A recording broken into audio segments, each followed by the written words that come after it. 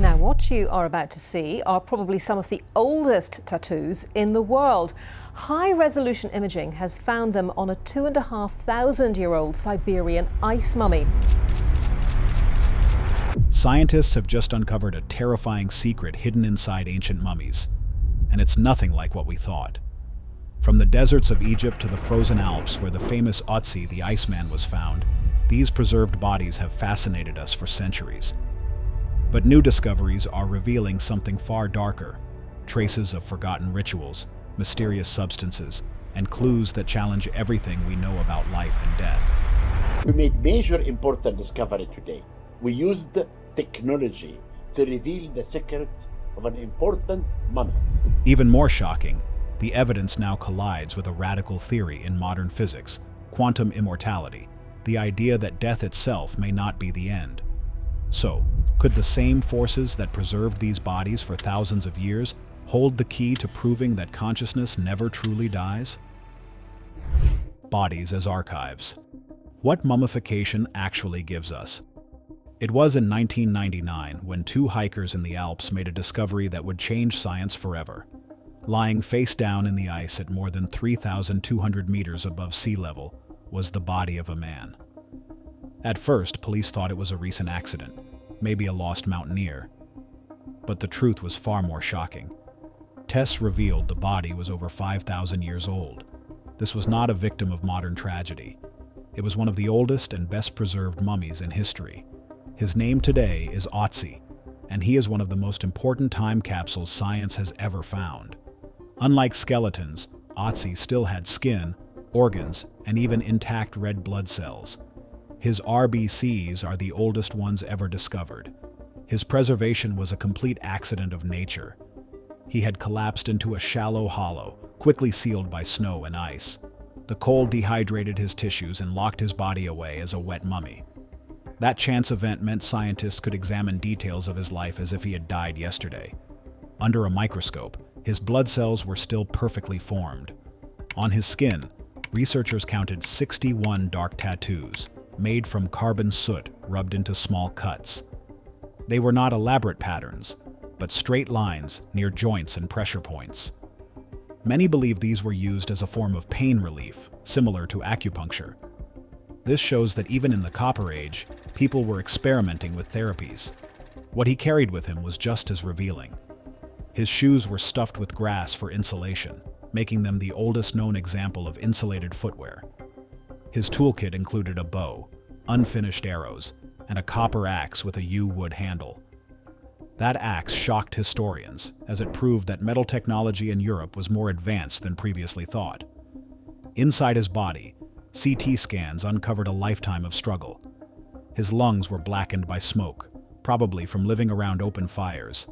His intestines contained parasites that would have caused constant illness. His stomach held the remains of his final meal. It included fatty ibex meat and cereals, suggesting he ate a high-calorie diet for survival in the mountains.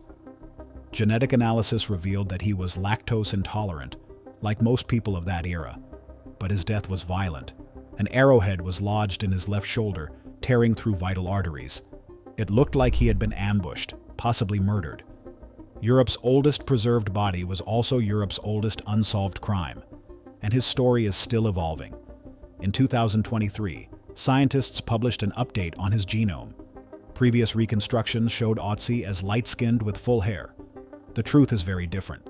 He had darker skin, brown eyes, and was likely balding. He also carried unusually high ancestry from early Anatolian farmers who spread agriculture into Europe. 5,000 years later, Otzi is still rewriting history. While nature preserved Otzi by chance, in Egypt, mummification was no accident. It was deliberate, ritualized, and sacred. For Egyptians, death was not an end. It was a passage. They believed that if the body stayed whole, the soul could survive in the afterlife. This idea was tied to the myth of Osiris, the god who was killed, dismembered, and then resurrected to rule the world of the dead. If Osiris could rise again, so could anyone, as long as their body was properly preserved. The process was complex. First, the organs were removed. Then the body was packed with natron, a natural salt, for about 40 days until it was completely dried. After this, embalmers washed the body, filled it with materials to maintain shape, and wrapped it in layer upon layer of linen soaked with oils and resins. Finally, the body was placed in a coffin, ready for eternity. For a long time, the exact recipes used in embalming were a mystery. But a discovery at Saqqara changed that. Archaeologists found an embalming workshop dating to the 26th dynasty, with dozens of labeled jars. Some were marked for the head, for the liver, or for the bandages. Scientists used gas chromatography and mass spectrometry to analyze the residues inside. What they found was astonishing. The Egyptians were not just using local ingredients. They were importing exotic resins like elemi and dammar from as far away as Southeast Asia. Alongside these were pistacia resin, cedar oil, cypress, juniper, castor oil, and animal fats. Each ingredient had a purpose, for example, to preserve the skin, to kill bacteria, or to mask the odor of decay. This was not random experimentation. It was chemistry with a purpose, backed by long-distance trade stretching thousands of miles. So in Egypt, preserving a body was also a global science and economics, other than just a tradition. Each mummy was a carefully engineered archive, a promise of eternal life. But Egypt and the Alps were not the only places where bodies survived the centuries. High in the Andes, 3 Inca children were sacrificed on the summit of Mount Lulayaco at over 6,000 meters. The freezing temperatures kept their bodies in perfect condition. Their skin and hair still looked alive. Chemical traces in their hair showed they had consumed coca leaves and alcohol before their deaths, part of a ritual offering to the gods. In northern Europe, bogs created another kind of preservation. The Tolland man, found in Denmark, looked so lifelike that police first thought he was a recent murder victim. His leathery skin and peaceful face survived because the bog's acidic, oxygen-poor water tanned his tissues. Even his last meal was still inside him. It was a porridge of grains and seeds, and sometimes, preservation comes from tragedy. In the Arctic, the lost Franklin expedition of the 1840s was rediscovered with sailors' bodies still intact. Their faces, clothing, and hair were preserved by permafrost. Testing revealed high levels of lead in their remains, likely from poorly sealed tins of food, showing how industrial shortcuts may have doomed them. Each of these cases tells us something unique. Different environments like ice, salt, peat, or intentional embalming can create different forms of preservation. But the result is the same. These bodies become scientific archives. They record diets, diseases, rituals, technology, and even global trade.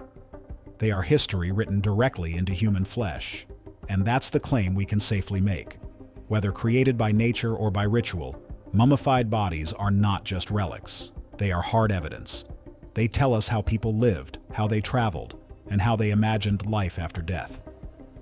They collapse the distance between then and now, turning death into a record instead of an erasure. But this is where the story takes a darker turn.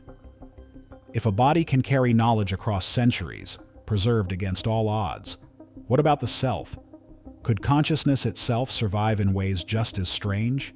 Archaeology may stop at the flesh, but physics has its own disturbing theory, one that suggests you may never truly experience your own death. Quantum immortality explained and contained. When scientists study mummies, they are looking at bodies that survived across centuries. But physics has its own idea of survival, one that doesn't preserve skin or bone, but the very experience of being alive. It is called quantum immortality. To understand it, we have to step back to the world of quantum mechanics. At the smallest scale, the level of atoms and particles, reality behaves in ways that don't make sense in our everyday lives.